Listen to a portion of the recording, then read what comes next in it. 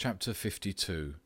That a man ought not to reckon himself worthy of consolation, but more worthy of chastisement. O Lord, I am not worthy of thy consolation, nor of any spiritual visitation. And therefore thou dealest justly with me when thou leavest me poor and desolate.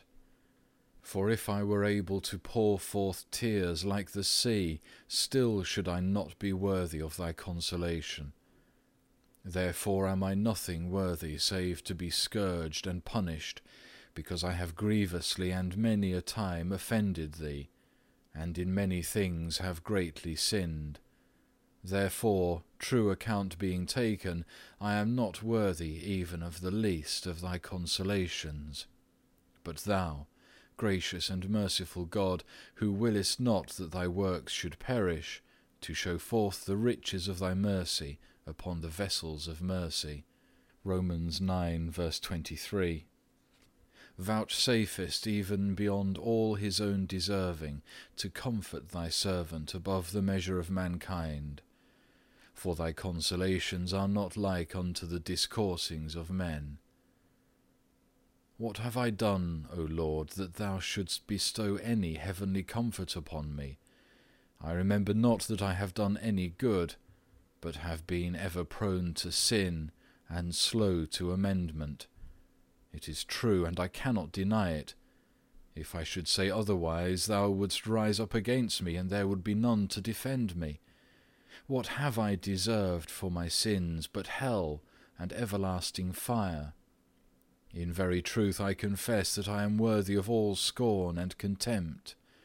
Nor is it fit that I should be remembered among thy faithful servants. And although I am unwilling to hear this, nevertheless I will for the truth's sake accuse myself of my sins, that the more readily I may prevail to be accounted worthy of thy mercy. What shall I say, guilty that I am and filled with confusion? I have no mouth to utter, unless it is this word alone. I have sinned, Lord, I have sinned. Have mercy upon me, forgive me. Let me alone, that I may take comfort a little before I go whence I shall not return, even to the land of darkness and the shadow of death. Job 10 verses 20 and 21.